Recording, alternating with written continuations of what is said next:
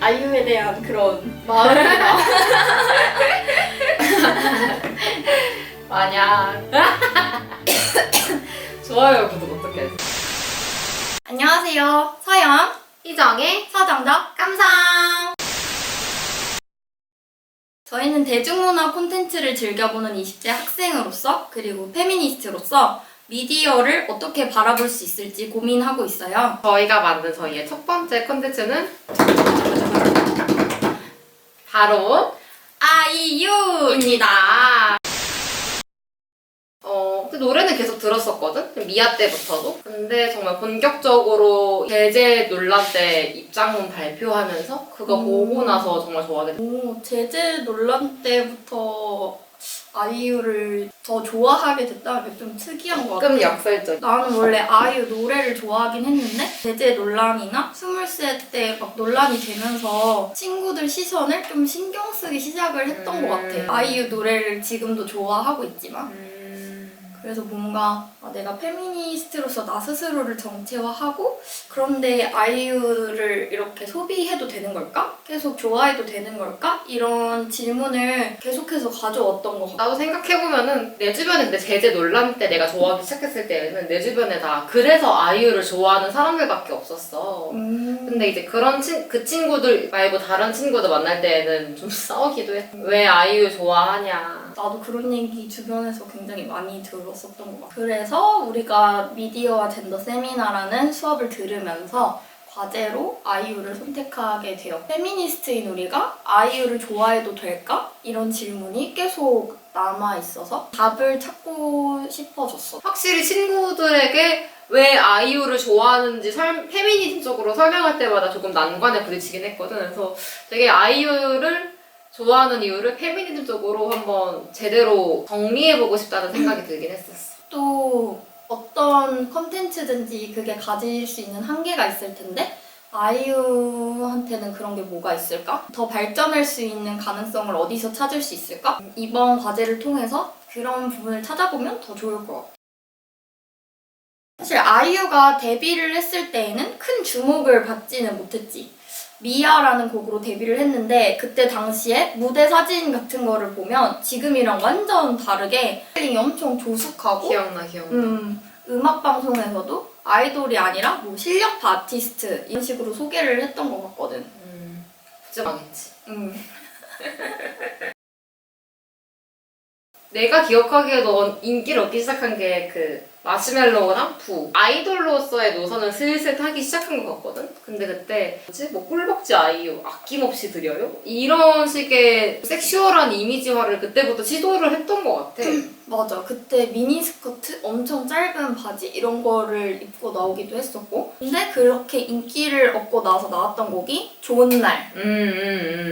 이때부터 아이유가 엄청나게 주목을 많이 받았다. 데뷔 때랑은 스타일링도 다르게 했고 짧은 치마에 생머리, 소녀스러운 연출 그래서 막 뮤비를 보면은 좀 무력한 소녀의 모습? 이런 식으로 아이유를 표현하고 있는데 가사를 살펴봐도 자존심은 곱게 접어 하늘 위 나는요 오빠가 좋은 걸 어떻게 이런 식으로 이야기를 하고 또 막 손을 막 모으고 좀 로리타스러운 이미지가 이때부터 좀 구축이 됐던 것 같아. 극적인 로리타 노선을 탔다고 볼 수 있을 것 같아. 그런 이미지가 대박을 치고 나서 그런 좀 약간 오빠를 좋아하는 수동적인 소녀라는 이미지를 확실하게 구축한 게 너랑 나였던 것 같아. 아직도 기억나는 그 양갈래 머리에 그 메리 제인 슈즈 그리고 뭔가 앨리스 같은 그 원피스? 되게 소녀소녀한 그것도 되게 짧았어 심지어. 이런 전화하면서 미래에서 널 기다리고 있을게 내 이름을 불러줘 뭐 이런 남성으로 추정되는 청자에게 부탁조로 말하는 맞아 막 지금 내 모습을 해쳐도 좋아 막 재촉하면 할수록 좋아 이런 가사들이 있었으니까 이런 과정을 통해서 아이유가 삼촌팬 부대라는 말까지 생길 정도로 진짜 엄청나게 인기를 끌게 되고 결론적으로 남성의 선택을 기다리는 수동적인 여성의 이미지를 구현하면서 좀 그게 대중에게 먹혀 들어간 시기였던 것 같아. 맞아.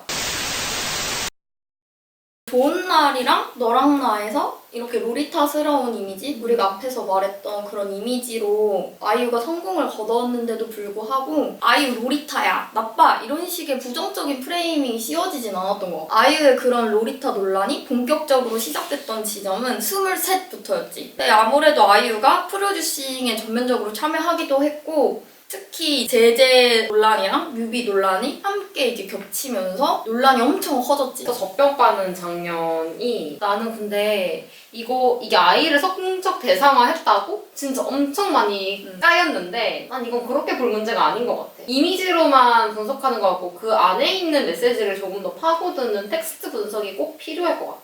맞아. 그래야 맥락을 좀 제대로 이해할 수 있지 않을까? 스물셋 뮤비 보면 계속 퀘스천 마크인 거 뜨거든? 난 이게 아이유가 스물셋에서 자기 정체성에 대해 혼란을 느끼는 감정을 좀 이런 퀘스천 마크에 담아서 표현을 했다고 생각하는데 가사를 살펴보면 난 지금이 좋아요? 아니 사실은 때려치고 싶어요? 아니면 여우인 척, 나는 곰인 척 뭐 이런 가사 있고 다 큰 척해도 혹은 덜 잘한 척해도 대충 속아지는 그런 가사들 있잖아.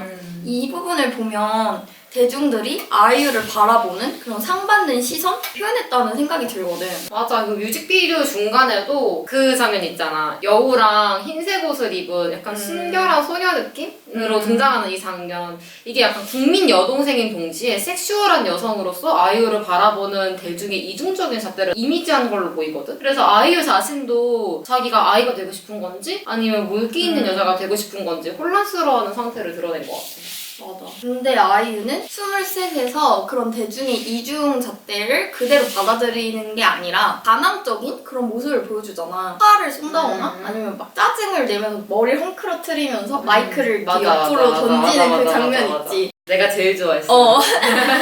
그런 장면이 나오기도 하고 가사 보면 자기 머리 꼭대기 위에서 놀아도 돼요? 아니면 속마음과 다른 표정을 짓는 일 아주 간단하거든. 색안경 안에 비춰지는 거 익숙하거든. 이런 식으로 대중의 반응에 대해서 굉장히 비아냥거리는 그런 반항적인 태도가 보인단 말이야. 그런 관점에서 다시 23의 젖병 장면을 본다면 이건 아이를 성적 대상화했다기보다는 대중의 이중적인 잣대로 평가되는 아이유 본인 스스로에 대한 모습을 표현한 거라고 할 수 있지. 난 영원히 아이로 남고 싶어요. 아니야, 물기 있는 여자가 될래요. 이건데, 즉 여기서 젖병 장면은 대중이 자신 아이로 봤던 모습을 말하는 것 같아. 대중이 아이유에 대해서 순진무구한 이미지를 투영하는 것, 그러면서도 또 섹슈얼한 이미지로 또 소비하는 것에 대해서 반항적인 시선으로 이 두 가지를 이렇게 보여줬다는 거지. 나도 그렇게 생각을 하긴 하는데 대중들이 아이유를 수용하는, 받아들이는 과정에서 왜곡이 생길 수밖에 없었다?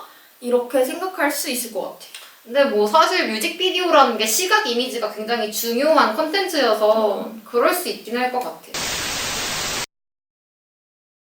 스물셋보다도 이 제재 논란이 얘네 정도 굉장히 핫했지. 제재 논란도 나는 스물셋 뮤직비디오랑 비슷한 맥락으로 볼 수 있을 것 같거든. 채시어 앨범 수록곡 중에 제재라는 곡도 아이를 성적 대상화했다는 논란이 일었는데 특히 이제 한 출판사에서 나의 라임 오렌지나무의 주인공인 제재가 가정폭력 피해 아동인데 이 아이를 성적 대상화했다면서 아이유한테 이렇게 이의 같은 걸 제기하는 글을 게재했던 게 기억이 나. 아고라 게시판에 음원 폐기 청원이 올라올 정도였거든? 그 당시 아고라 게시판은 거의 지금의 국민청원 수준. 그치? 근데 그런 23에서 우리가 텍스트를 분석했던 맥락을 가지고 다시 이 제재의 가사를 보면은 되게 흥미롭다? 제재 가사 중에 그런 게 나오거든? 넌 아주 순진해. 하지만 분명 교활하지. 어린아이처럼 투명한 듯해도 어딘가는 더러워. 이런 식의 가사인데 이게 23의 가사가 되게 비슷하지 않아? 물기 있는 여자, 아이. 아이유에 대한 이런 이중잣대를 제재라는 캐릭터를 재해석함으로써 여기 안에 풀어내려고 했던 것 같아.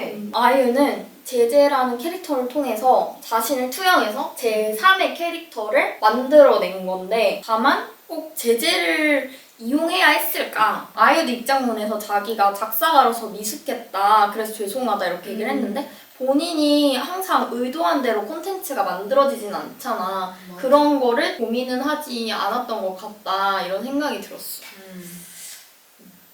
여자가 실수할 수도 있지.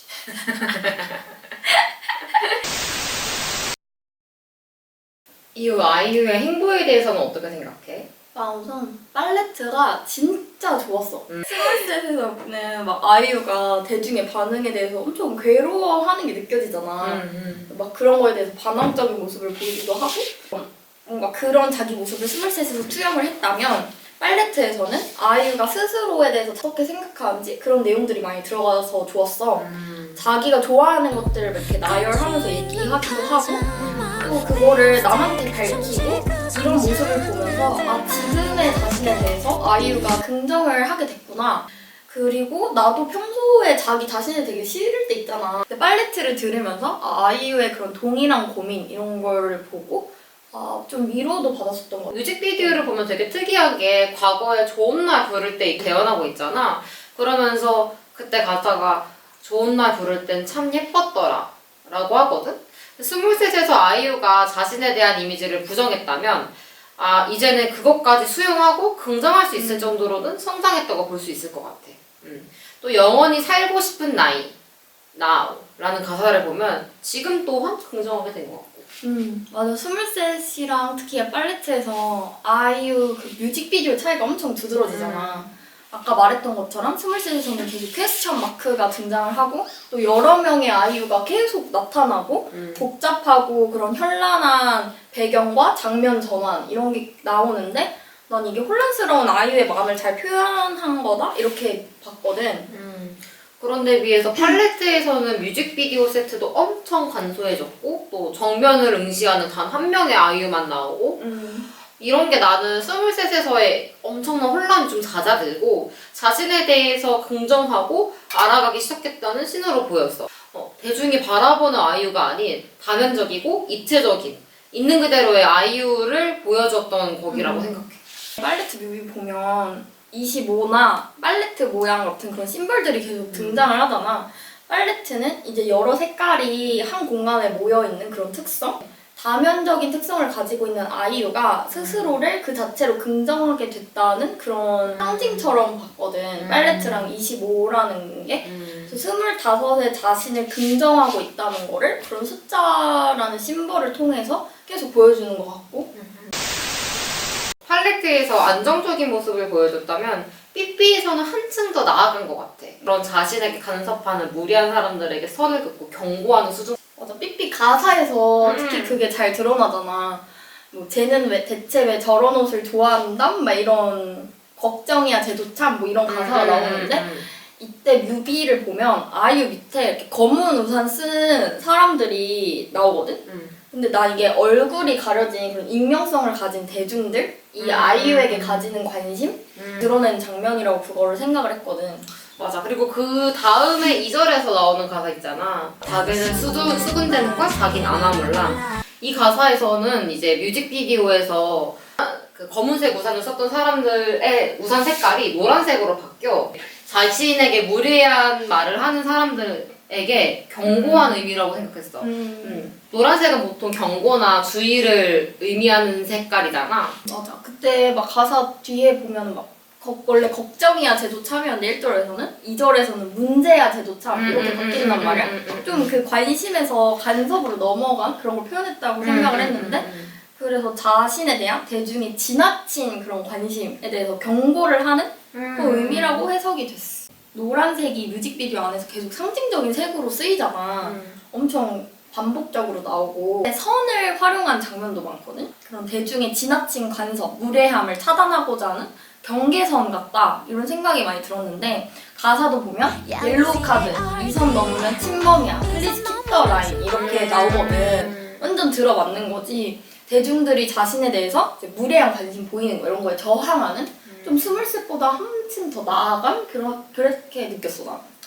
23에서 대중들의 시선 때문에 혼란을 느끼고 반항적인 태도를 보였다면 삐삐는 되게 완고하게 거절하는 그러니까 강해진 아이의 모습을 볼 수 있는 것 같아. 그러면 다시 이제 질문으로 돌아와서 우리의 페미니스트인 우리는 아이유를 좋아해도 될까? 이거에 대해 다시 생각해보면 좋을 것 같아. 나는 페미니스트로서 그런 페미니즘적인 측면에서 아이유가 가지는 긍정적인 측면이 분명히 있다고 봐. 물론 23 이전까지 아이유가 여성 아이돌로서 성적 대상화되고 로리타 컨셉으로 인기몰이를 했었지만 그 이후에 아이유가 자기 정체성을 찾아가는 과정을 보여줬잖아. 다면적이고 입체적인 자기 자신, 특히 불완전한 자기 자신의 모습을 사랑하는 모습이 난 좀 페미니즘적일 수 있다 이렇게 느꼈거든. 그리고 그런 다면적인 욕망을 자기 자신의 모습을 대중에게 드러내는 건 정말 큰 용기를 필요로 하는 일이거든. 다른 여성들도 살아갈 때 성녀와 악녀 같은 이분법적인 프레임을 강요받잖아. 그런 잣대를 탈피한다는 것 자체가 굉장히 용기 있는 행동이고 또 다른 사람들도 불완전한 자신 자체를 사랑할 수 있게끔 용기를 줄 수 있는 행동이 아닌가 싶어. 근데 그런데도 불구하고 내가 맨 처음에 언급했던 아이유가 콘텐츠로서 가지는 한계점에는 무엇이 있을까? 아이유가 근데 난 아이돌이기 때문에 어떤 상업주의적인 논리에서 벗어나기는 좀 힘든 부분이 있는 것 같은데 아이유가 23 이후부터 자기 자신의 이야기를 할 수 있었던 것도 어떻게 보면 그 이전에 아이유가 시장 논리를 따라서 아이돌로서 축적한 자본, 자기의 위치가 있었기 때문이었잖아. 그리고 사실 연예계라는 산업 자체가 사람이 그 사람 자체로 인식되기보다는 하나의 이미지 상품으로서 소비되잖아. 성상품화, 성적대상화 논란을 완전히 벗어난다는 것은 사실 지금으로서도 좀 불가능하지 않을까 싶어. 이번에 아이유라는 대중문화 콘텐츠를 분석을 하면서 페미니즘 내에서 진짜 정말로 다양한 논의가 가능하다. 다른 사람의 의견만 듣고 어떤 콘텐츠든 그게 무엇이든 간에 편견을 가지면 안 되겠다고 느꼈어. 내가 직접 그거를 분석해보고 깊이 있게 들여다보지 않는 한 그동안 아이유 제재 논란이나 23 논란에 대해서 나 자신이 어떻게 받아들여야 할지 고민되는 부분이 많았는데 이 과제를 통해서 나는 그 답을 좀 찾아갈 수 있었던 것 같아. 나도 과제가 이렇게 즐겁게 정말 처음이었고 이렇게 해서 내가 생각하는 거를 말하는 게 과제가 된다니. 또 이제 한편으로는 역시 대중문화는 뭐 제작자의 의도를 그대로 수용한다기보다는 수용자끼리, 그러니까 친구들끼리 같이 이야기하고 텍스트에서 우리가 느낀 것을 또 공유하고 우리가 텍스트에서 의미를 찾아내는 게 대중문화를 제대로 즐기는 방법이라는 생각이 들었어. 좋아요와 구독 많이 부탁드리고 이번 영상이 인기가 좋으면 다음번에는 설리로 찾아오겠습니다. 안녕!